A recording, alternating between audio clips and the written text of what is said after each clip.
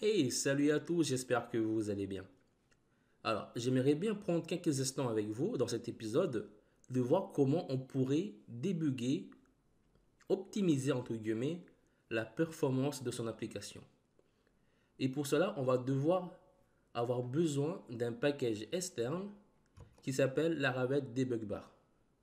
Celui-ci va nous permettre de voir les requêtes SQL, par exemple, au sein de notre application. On peut aussi regarder les routes, les contrôleurs, les requêtes de type GET, etc. Tout ce qui transiste au sein de notre application. Cela va vraiment nous permettre de pouvoir débugger facilement notre application et optimiser cette dernière. C'est l'outil incontournable pour les développeurs en Laravel. Et pour l'installer, on va devoir l'installer via Composer.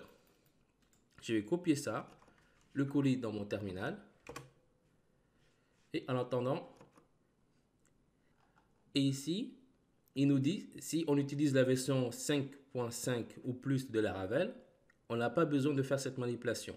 Mais si vous utilisez une version antérieure de Laravel, vous pouvez en fait aller dans le dossier config, dans le fichier app, ici. Par exemple, je vais copier ça. Je colle. Et là, quand je descends un peu plus bas, ici dans la partie provider, il faut juste copier cette ligne-là. Par exemple, là, je copie.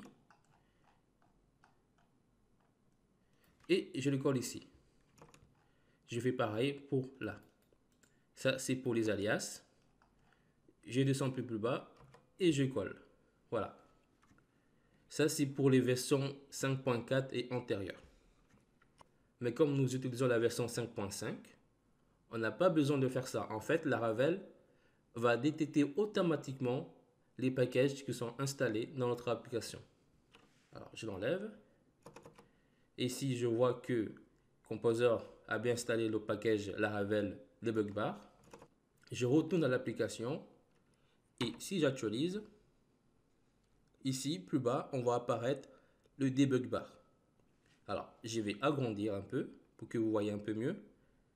Ici, dans le logo de database, si je clique, et là, Laravel m'a fait 602 requêtes SQL quand même.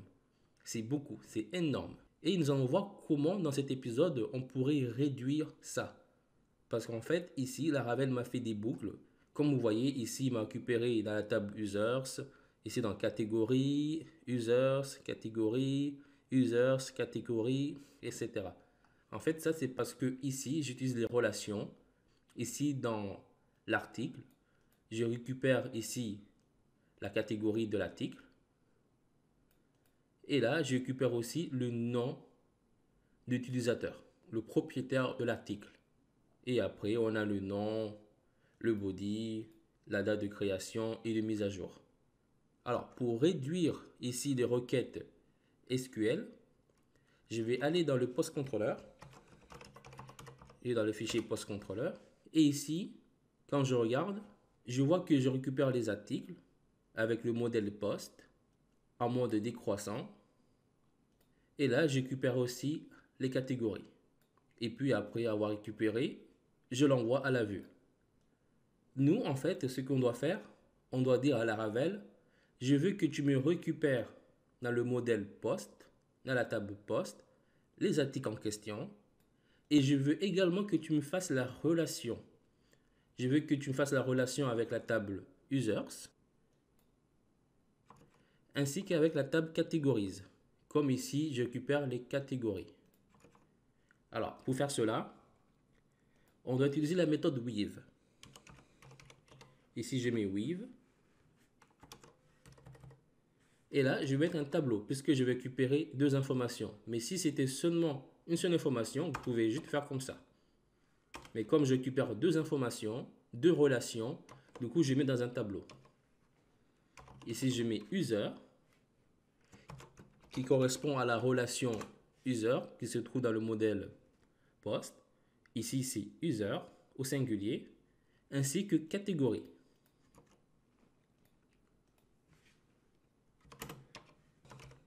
Catégorie. Et rien que ça, si j'actualise, Là, vous voyez que c'est descendu de 602 requêtes à 4 requêtes.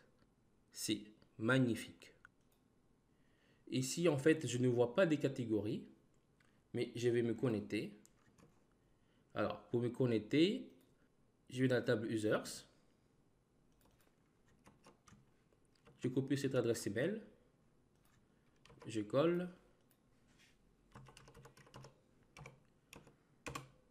Et je suis connecté. Et là, je récupère aussi, ici, je récupère également les catégories. Mais ça, on ne peut absolument rien faire puisqu'on n'utilise pas de relation. Mais ce qu'on peut faire, comme ici, j'utilise seulement l'ID ainsi que le nom et les slugs, je peux demander à Laravel que je veux que tu me récupères dans la table catégorise le nom ainsi que l'ID et le slug. Ici, je peux mettre la méthode select. Je mets par exemple l'ID, le name, ainsi que les slugs. Et là, je mets une flèche. Et si j'actualise, il n'y a rien qui s'est passé. C'est normal. Mais si par exemple ici, je lui dis que je vais seulement récupérer le name ainsi que les slugs, j'actualise, vous voyez que ici, les ID ont disparu. Je le remets. Et si je vais dans la table catégorise, oups, je vais dans la table catégorise, ici, on a l'ID, le name et le slug. Et Laravel nous crée par défaut les champs created at et updated at. Ce sont des champs qu'on ne va jamais utiliser. Alors, ce qu'on peut faire, c'est les enlever. Alors, pour les enlever, je vais dans la migration catégorie. Et ici, je vais enlever le champ timestamp. Et là, ce que je vais faire, c'est de relancer la migration. Et là, Laravel nous donne une erreur. Parce que ici, il s'attend par défaut à recevoir les champs updated at et created at. Et pour dire à Laravel que non, tu ne vas pas recevoir les champs timestamp, je vais dans le modèle catégorie. Et là, je vais mettre la propriété timestamp. Et ici, je mets à false. Cette propriété timestamp à false, cela veut dire tout simplement à Laravel, hey, je n'ai pas envie que tu utilises les champs created at et updated at. Je relance la migration. Et là, voilà, il n'y a plus d'erreur. Et si j'actualise la base de données, et là, on ne voit plus created at et updated at. Très bien. Ce qui fait que ici, on n'a même plus besoin d'utiliser le select. J'enlève. Et là, à la place d'utiliser la méthode get, je peux aussi utiliser la méthode all. Voilà, là, je lui dis que je veux que tu me récupères tout. En fait, c'est pareil que la méthode get. Et si j'actualise, il n'y a rien qui s'est passé. Très bien. C'était juste un petit aparté. Alors, maintenant, je vais aller dans un article. Je clique. Et là, je vais agrandir pour que vous voyez mieux. Ici, en fait, j'ai que 4 requêtes SQL. Mais qu'est-ce qui se passe si, par exemple, je crée des commentaires? Je copie et je crée un commentaire. Vous voyez, c'est passé à 4 à 5. J'écris un autre commentaire. De 5 à 6. Un autre commentaire. De 6 à 7, etc. Et là, vous imaginez, si vous avez plusieurs commentaires dans votre application, alors là, je vous dis bon courage. Alors, pour rectifier encore cette erreur, ici, dans la méthode show, alors ici, ce que je peux faire pour économiser de lignes, je vais injecter le modèle post et je mets $post. Et là, je l'enlève. Très bien. Si j'actualise, il n'y a rien qui s'est passé. Parce que ici, en fait, par défaut, Laravel va aller dans le modèle post, dans la table post, et récupérer l'ID qui correspond à l'article. Maintenant, je vais aller dans le fichier post show. Et ici, on a fait une boucle. Dans cette boucle, je récupère ici l'article, ainsi que les relations avec la table comments, et je récupère les articles en mode décroissant, et je mets get. Là, ce qu'on peut faire, c'est d'utiliser les relations également. Je peux dire à Laravel que je veux que tu me récupères tout d'un coup. Ici, en fait, ça ne sera pas dans la table post, mais dans la table comments. Alors, je vais aller dans le modèle comments. Ici, si je regarde bien, je récupère l'utilisateur du commentaire ainsi que l'article qui est attaché. Du coup, ici, je mets notre with avec un tableau. Je mets user ainsi que post. J'actualise. Et là, maintenant, on n'a que 6 requêtes SQL.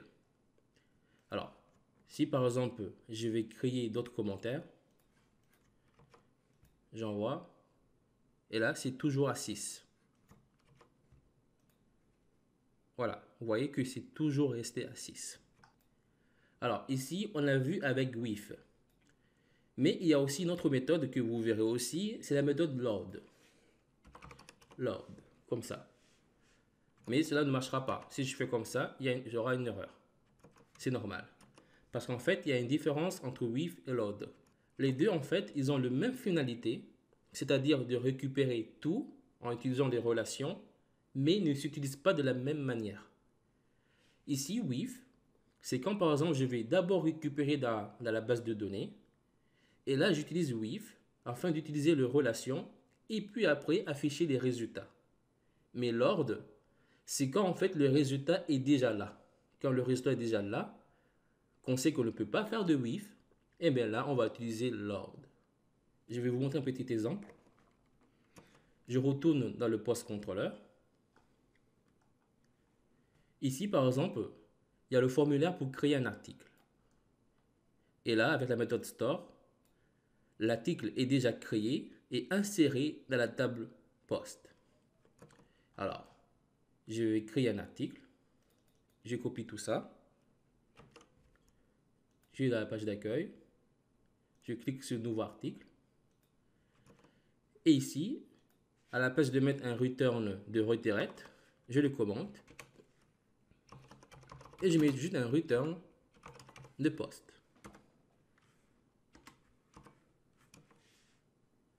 Là, par exemple, comme nom, je mets salut.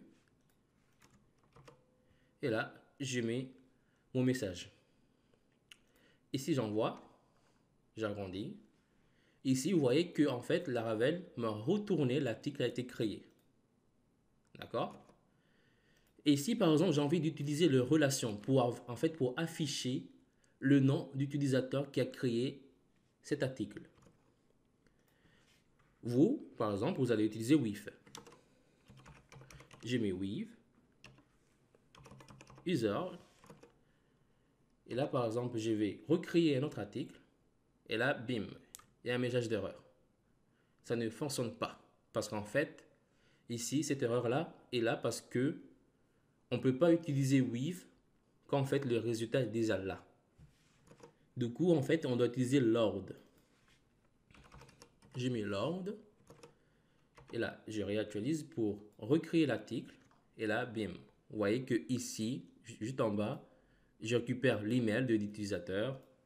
Là, on voit son slug, son nom, etc. La date de création, ainsi de suite. Alors, à quel moment il faut utiliser with et à quel moment utiliser load? En fait, c'est très simple. With, vous allez utiliser surtout quand vous allez récupérer des informations directement et l'afficher dans votre application. Là, c'est incontournable, vous allez devoir utiliser with. Très souvent, vous utiliserez with, tout court.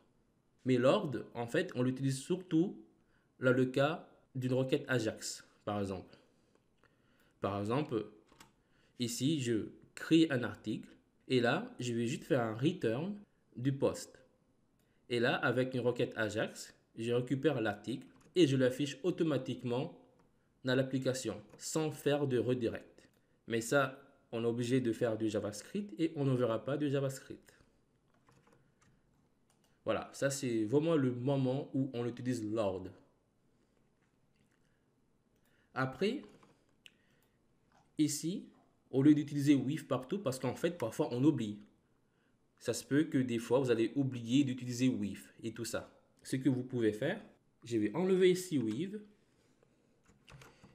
et je vais dans le modèle post. Ici, dans le modèle post, il y a une autre propriété, une propriété protégée qu'on peut utiliser qui est vraiment super sympa. Ici, c'est la propriété protégée with, tout simplement. Et là, j'ouvre un tableau. Et ici, je mets les relations. Ici, c'est user et catégorie. On n'oublie pas le point virgule. Voilà. Et si j'actualise, c'est toujours le même résultat. Il n'y a pas d'erreur. Ce qui voulait dire que je vais également faire pareil pour la table comment. Je vais dans le modèle comment. Et là, tout simplement, je copie ça. Et là, je le colle. Voilà. Puisque ici, on récupère aussi l'utilisateur. Et là, par contre, c'est post et non catégorie. Oui, exact. Du coup, je retourne dans post show. Et là, j'enlève ça. Ici, par exemple, j'essaye de enregistrer d'autres commentaires. Et ici, comme vous pouvez voir, c'est toujours resté à 9. Si j'envoie aussi, j'enregistre aussi d'autres commentaires, vous voyez que c'est toujours à 9. Je mets d'autres, ainsi de suite. Vous voyez que c'est toujours à 9. Mais attention, si je vais dans le modèle post, par exemple, ici, on a comment avec la méthode hasMany. Ici, jusqu'à maintenant, on a utilisé seulement avec la méthode beDanceTo. Mais si vous utilisez le hasMany, par exemple, si je mets comment, là, je vais mettre comment et que j'actualise. Là, non seulement ça prend du temps à charger, et après, vous allez tomber dans une page d'erreur. Voilà. Parce qu'en fait, cela ne fonctionne pas avec les hasMany. Ça fonctionne seulement avec les beDanceTo. C'est un peu normal parce qu'en fait, vous récupérez via les relations l'article qui est associé. Par exemple, ici, je récupère l'utilisateur qui est associé à un article et la catégorie qui est associée à un article. Mais je ne peux pas récupérer des commentaires associés à un article comme ça avec hasMany. Je peux seulement récupérer l'utilisateur qui appartient à l'article. Voilà, je ne sais pas si vous avez compris. Voilà. Voilà comment on peut utiliser with et load pour faire les relations.